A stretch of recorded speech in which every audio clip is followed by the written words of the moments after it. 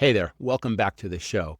You've often heard me say, don't run a restaurant, run a business and build a powerful brand. So this episode is all about the foundational elements, the ins and outs of building a super strong marketing strategy and brand from a marketing and brand building expert. I'm speaking with Elizabeth Brasch. She is the executive vice president of a 50-year-old concept called Mellow Mushroom, growing to 160 plus stores. Really powerful story, all about brand building and what has launched them to the top and kept them ahead of the competition, something we all need to do in our restaurants. You've heard me talk about the Menu Profit Accelerator. It's a tool that lets you analyze menu profit and then how you can find out where you're making money, losing money every single day, and really dial in a menu for maximum profit. It's all at restaurantrockstars.com. Don't forget our YouTube channel, and you can also subscribe and listen for free on all the major podcast players. Please leave us a review. If you like what you're hearing, it'll help other operators and hospitality professionals find us. If you have any restaurant questions, reach out to me, Roger, R-O-G-E-R, at restaurantrockstars.com. Now, on with the episode. You're tuned in to the Restaurant Rockstars podcast. Powerful ideas to rock your restaurant. Here's your host, Roger Beaudoin.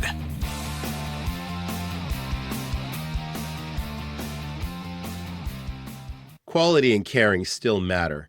Where the almighty dollar rules, Lily's Fresh Pasta refuses to compromise. Lily's is a time-honored, proud tradition and family business passed down from mother to son.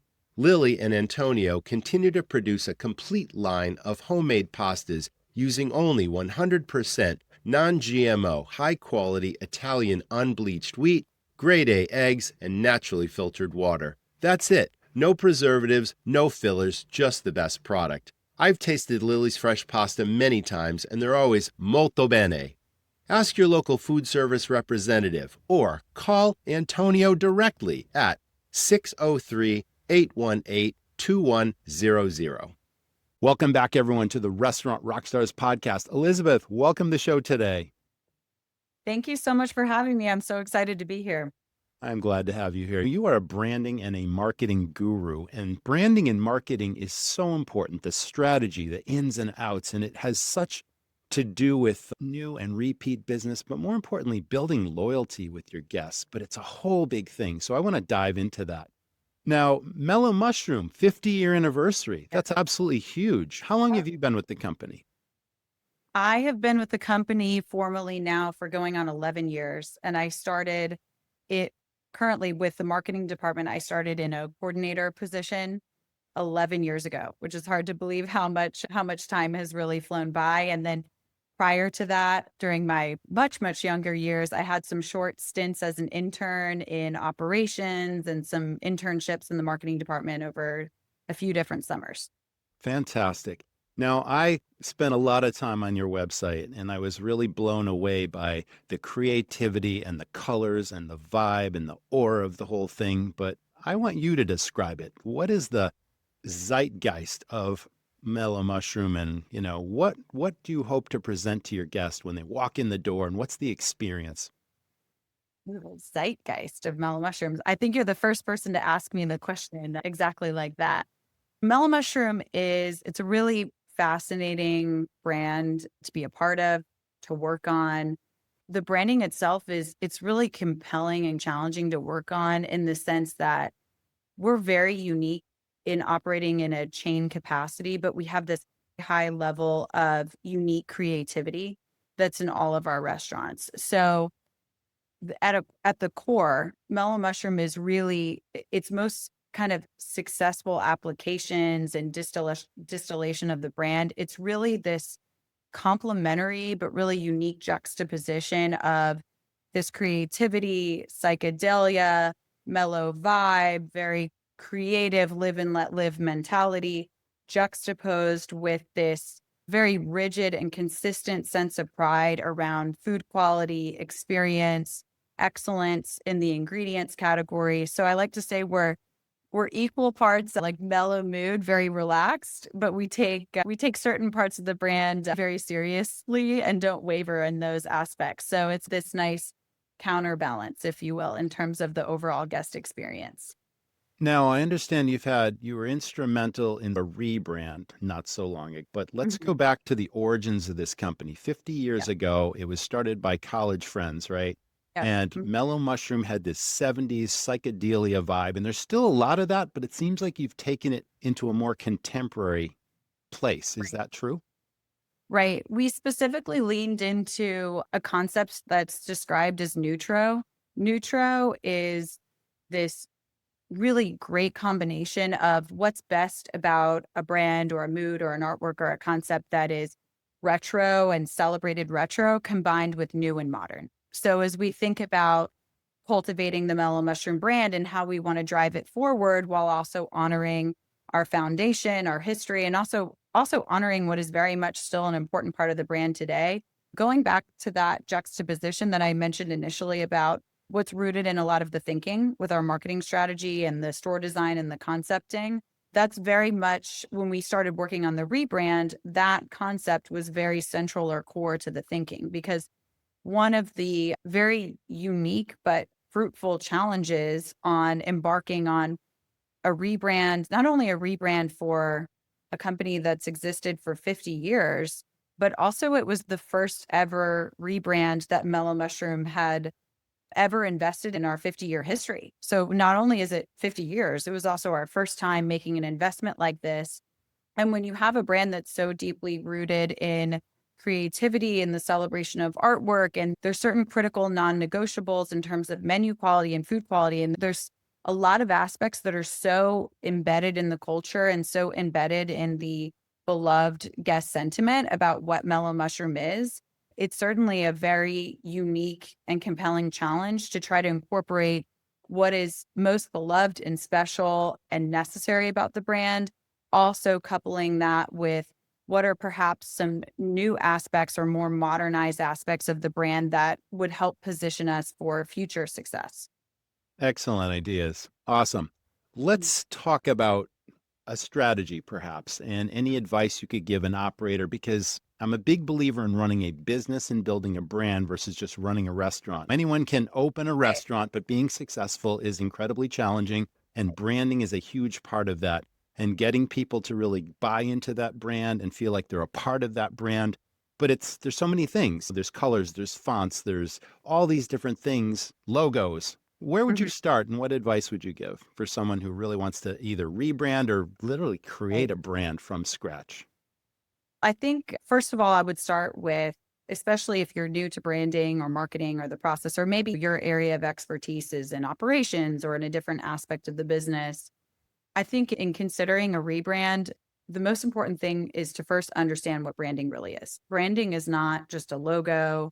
You have your tools in your brand kit, which include a logo, include colors, include fonts, include all of those necessary they're literally tools, if you will, but those are not your brand. Your brand itself is frankly what the guests and the consumer think your brand is. Your brand is the societal sentiment of what people think about, how they feel, what their overall impression is when they encounter your brand, think of your brand, interact with your brand, purchase from your brand. Your brand is 100% what the guest believes that it is. So as brand marketers, but not just brand marketers, anyone who's working on behalf of the brand, when you are an operations leader at the company, you're one of the most critical and important people involved in branding because you are largely responsible for creating what that guest experience is. So all of us in one way or another, whether or not we're directly marketers, are responsible for cultivating brand sentiment.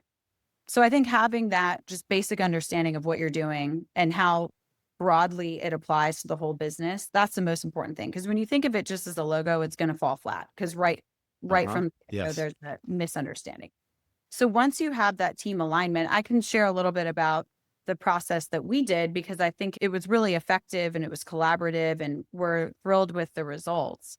When we first started working on a rebrand, we engaged with a design agency, one in particular, Known Unknown. They have the gentleman that runs that agency previously was the global CD for Coca-Cola. You can go a lot of different routes with how you choose who you work with.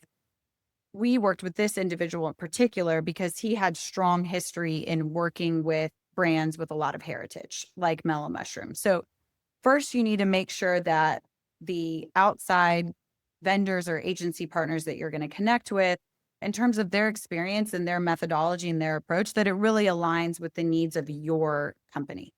Then from there, we collaborated. We got all the major players in the company. We had people from accounting, administrative assistants, receptionists. We had franchisees from the store level, not just people in marketing, because you need to have all different kinds of perspectives in your organization coming into the initial ideation session. And it was collaborative, and we got so many great perspectives when you brought in folks from different departments. So we engaged in a 2-day workshop where we worked again with some consultants that helped us just through the thinking process to get back to the basics of what are we trying to achieve? What are we trying to represent? What do our products mean in the minds of consumers? What are we trying to solve for? So we really went back to the basics initially and just ideating on the brand instead of thinking of it as this like super abstract kind of idea. You're thinking of it as like a friend, as a living person, as a familiar relationship that you want to cultivate. And you're trying to establish, okay, what is it? What does this brand mean today? How does it exist and work in the marketplace? What are some things that are working really well for us? And what are some aspects of the brand that are maybe undersold or underperforming or misrepresented that we would seek to improve or resolve as a part of this kind of transitional effort? So once we had that session, that was a multi-day workshop. We had a lot of really great kind of rooted findings out of that. And then from there, we actually began the formalized design process. And we also took a little bit of a unique approach to that too. We didn't just work with one designer or an in-house designer at that specific agency. We actually articulated a brief based on the results of this workshop. And then we deployed that brief to 15 different artists around the world, some of which actually had never dined at a Mellow Mushroom, had never even heard of it. And we Yes. asked them initially to create a singular artistic expression of what, based on the brief and their knowledge of the brand and overall understanding, a singular artistic expression that to them represents Mellow Mushroom. And I think what an exercise like that for us really did is it removes the inherent bias that you have when you work on the brand every single day. You're too close to it. Right. You're too close to it. Love And it. Yes. you're assuming that people receive the brand in a certain way, which Right. this process and the interaction with these artists, it really helps, I think, uncouple maybe some false beliefs or pretenses that you might have about your brand, or things that guests recognize or receive or they don't, or what elements of the brand are really beloved and what are not. So that was the initial process that helped inform directionally where we wanted to go with the creative exploration. And then from there, it was a multi-month process. So without going into all the nitty-gritty details, it was really from there that we defined which specific elements we wanted to lean into for the iconography and the development of that and the logo development.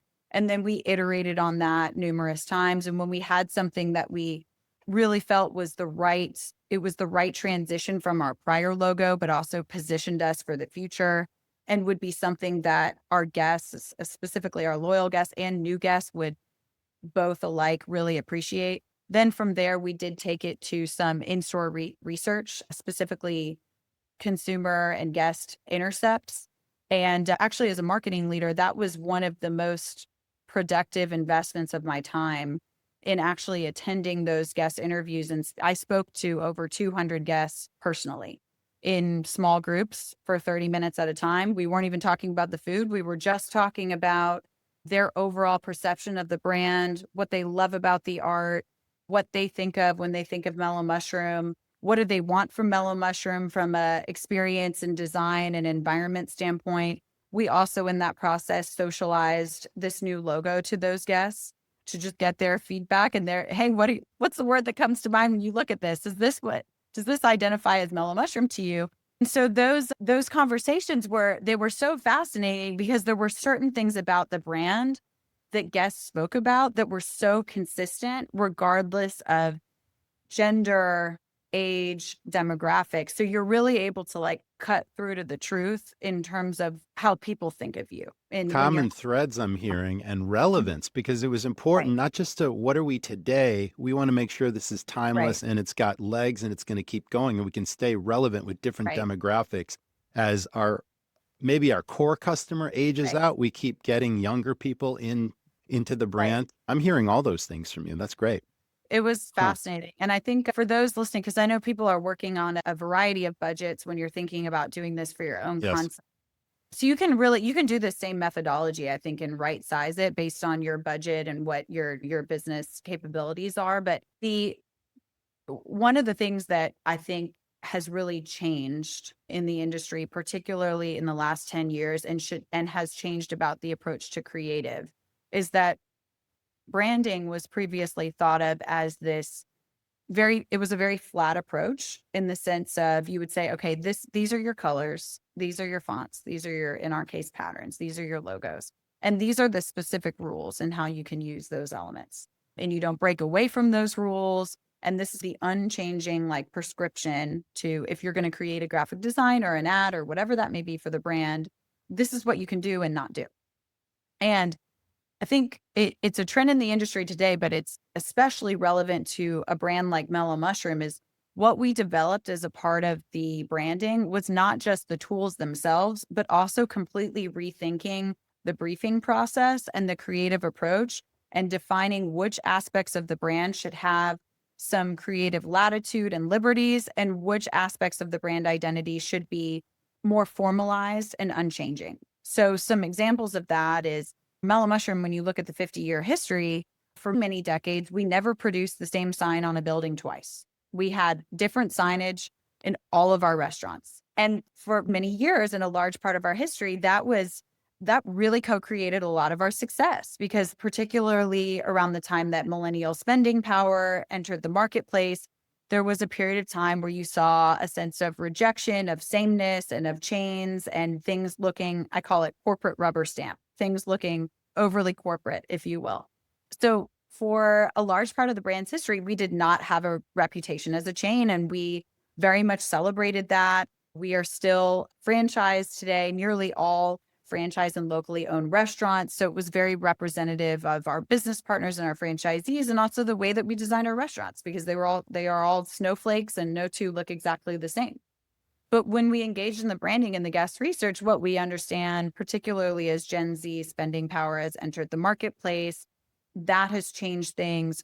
COVID really changed things. The fact that you're now hit with 1,000 times more advertisements today than you were even 5 or 10 years ago. So people are Yes. overwhelmed.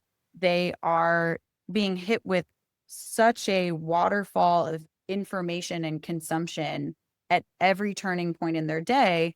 There is in the marketplace this renewed sense of desire to have clarity on your brand and for the experience to be seamless in that aspect.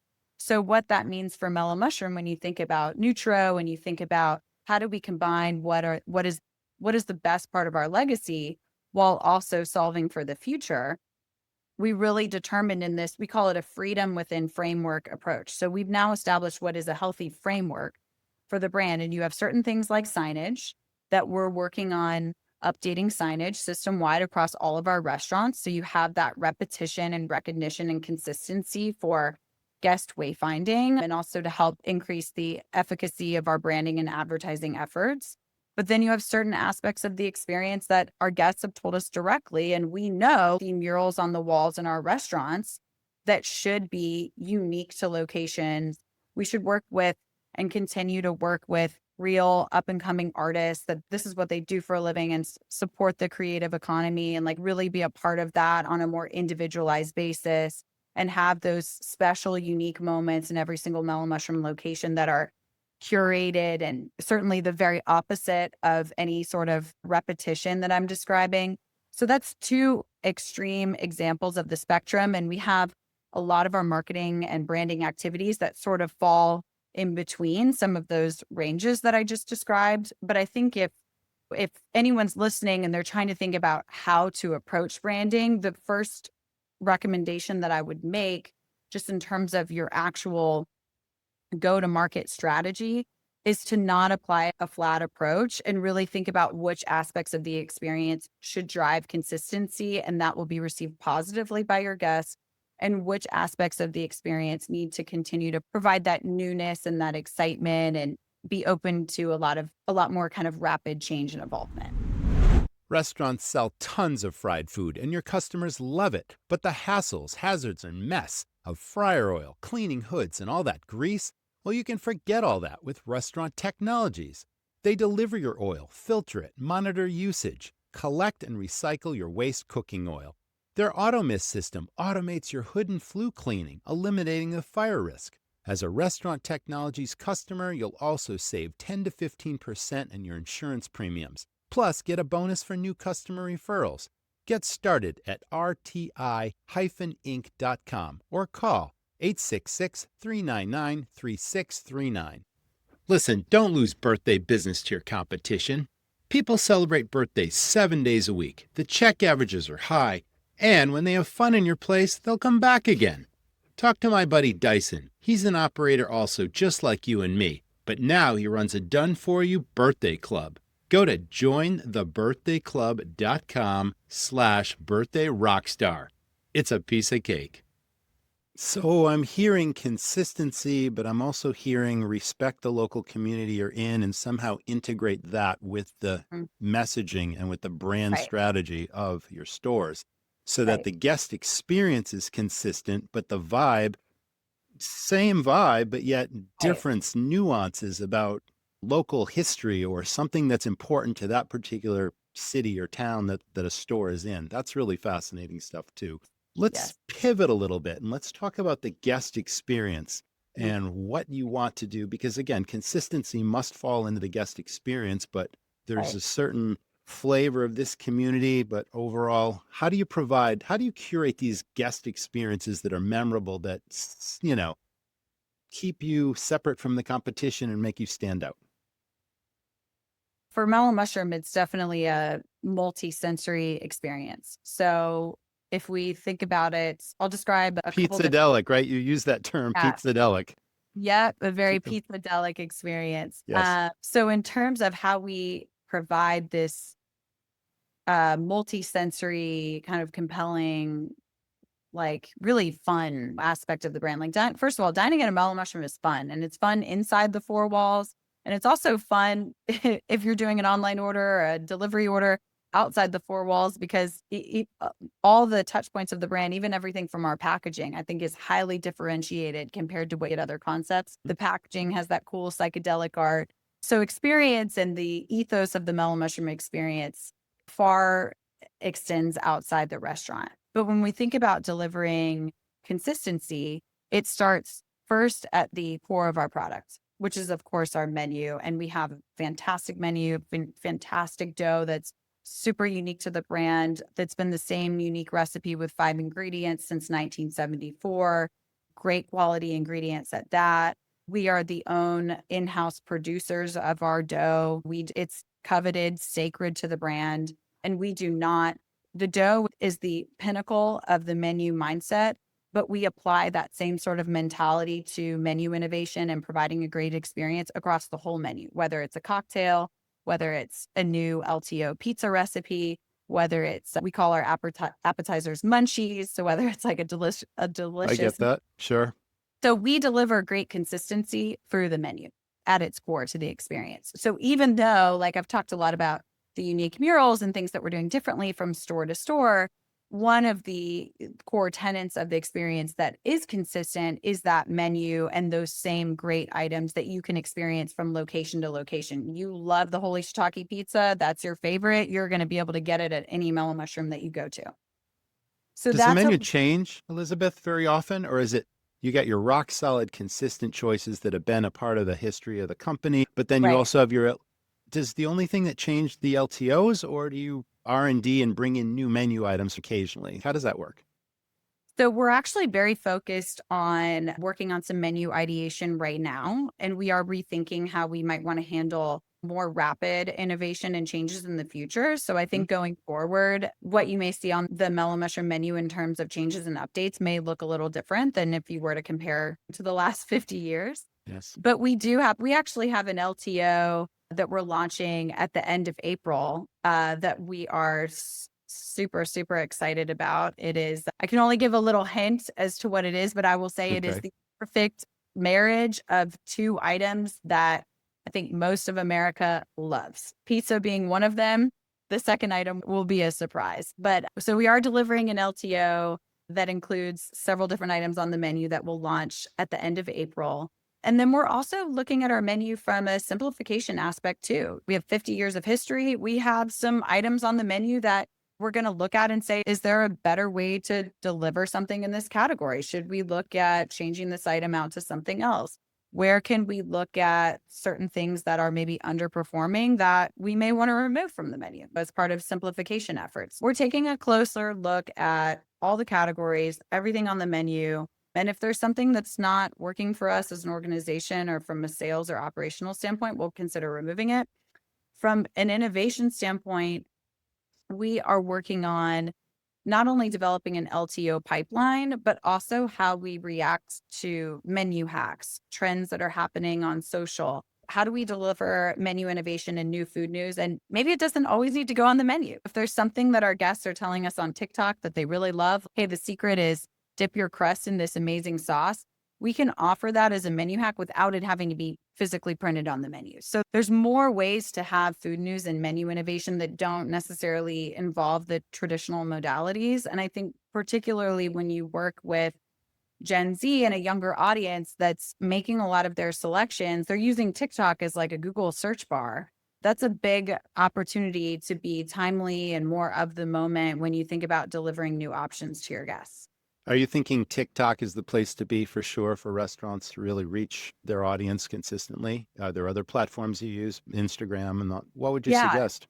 Yeah, we use it all. In the case of Mellow Mushroom, we are a very multi-generational concept. So we don't target just specifically a younger audience. Of course, we have fans all across the spectrum. So when we think about our advertising efforts, we tee those up and deliver differently on platforms based on who the guest is that's using that platform and the type of content they want to receive. In my case, I'm a millennial. I respond differently to content than Gen Z in some aspects. And I'm a heavier user of Instagram, which directly fits with the millennial demographic. We're certainly not focused on one demographic alone. We serve families, like I said, very multi-generational. So we're very focused on serving up content that is more individualized and relevant to the audience that's on that platform.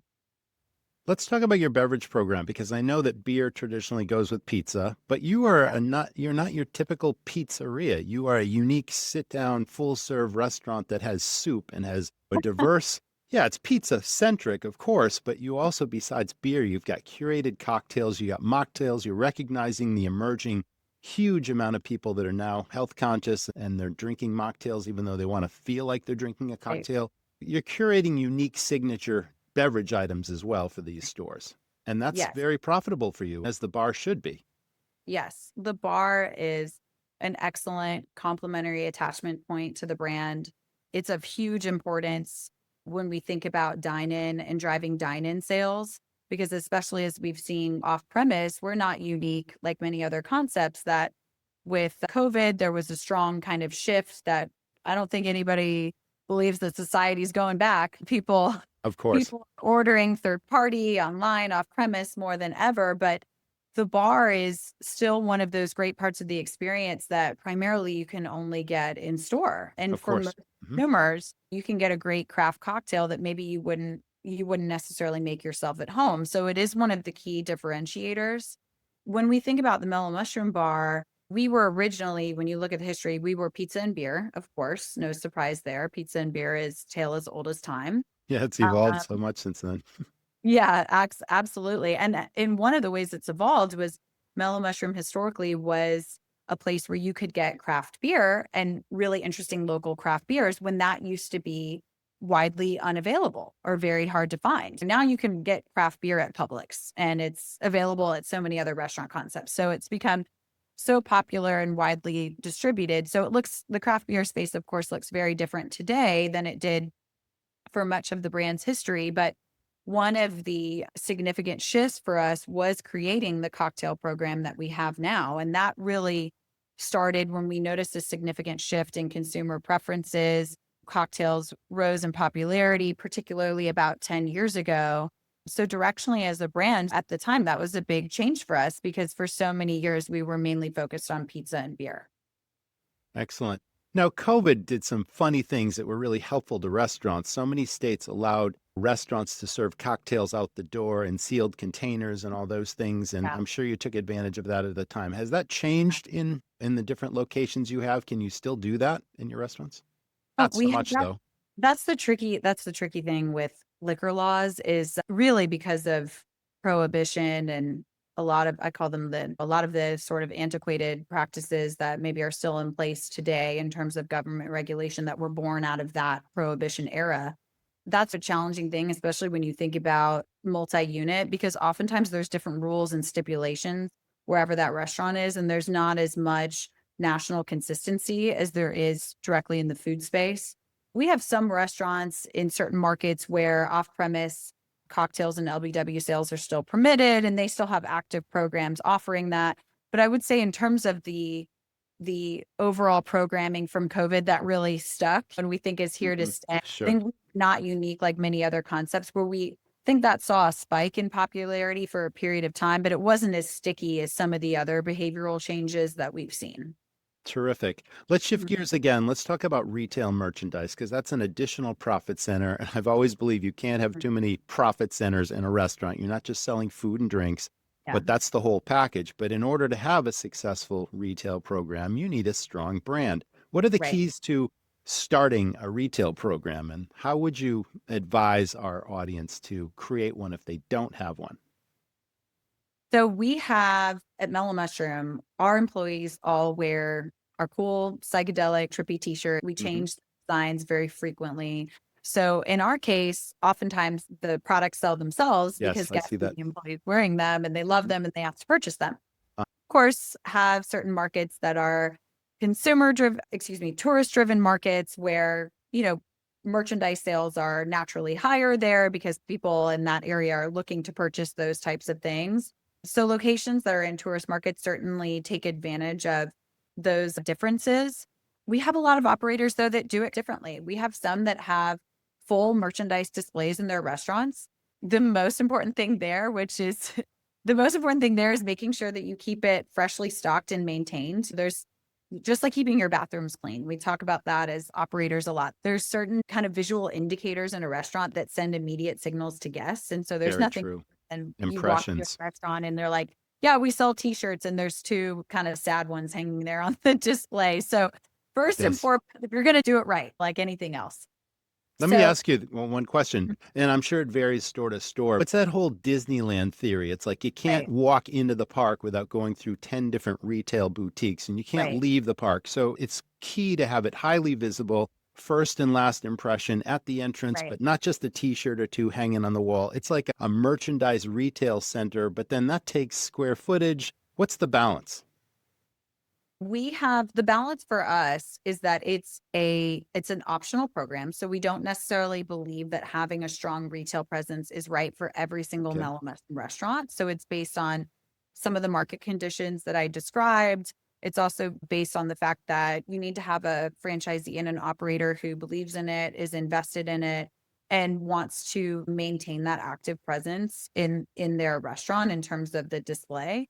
So there's a little variation there in terms of those that are selling retail and not selling it. But the other thing that I would say today is really important if you are, as a brand, not talking about just individual operators, but as a brand, if you want to be invested in this space, is there are so many different partners out there that are available today that will work with you directly on helping to maintain this program. So in our case, we have a great provider that helps us to manage our online website and all of the inventory there and all of the products that are there.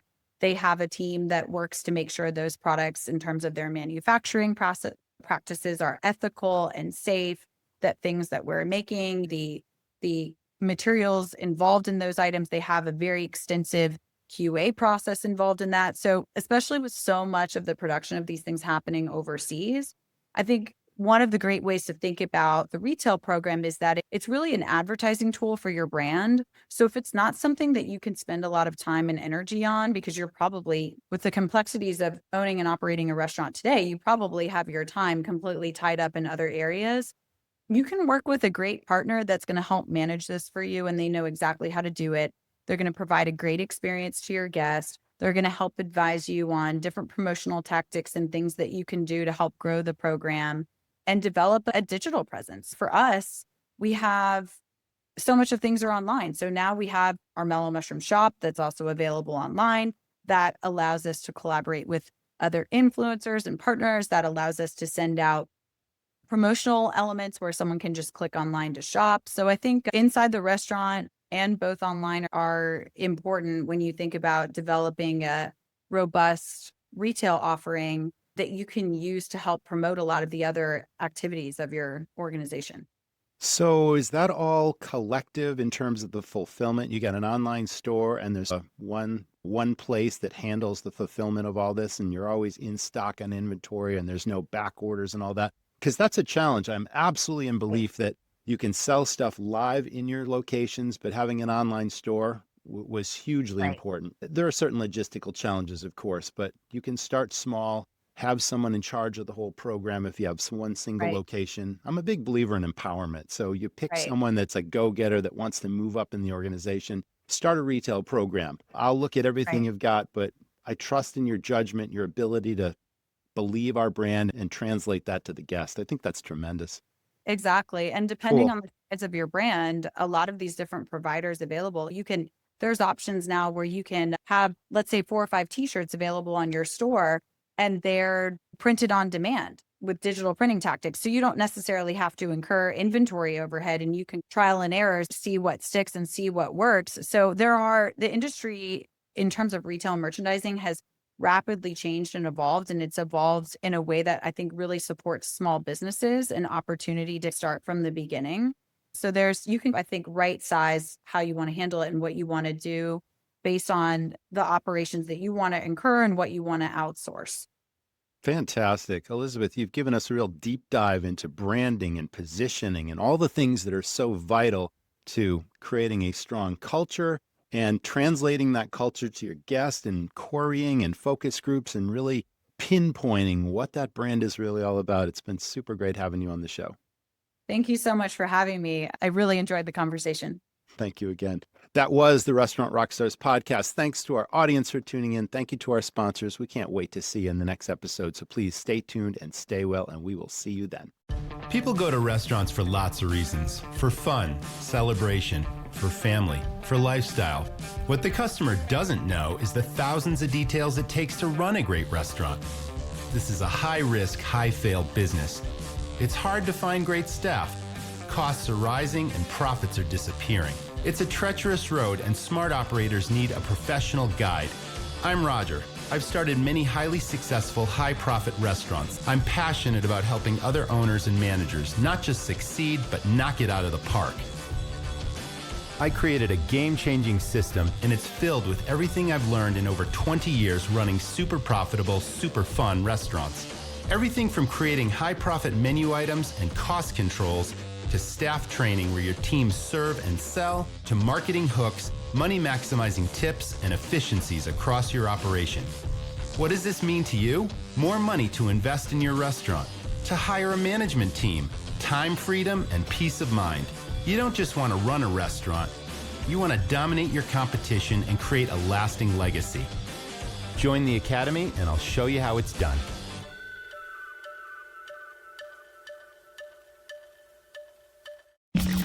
Thanks for listening to the Restaurant Rockstars podcast. For lots of great resources, head over to restaurantrockstars.com. See you next time.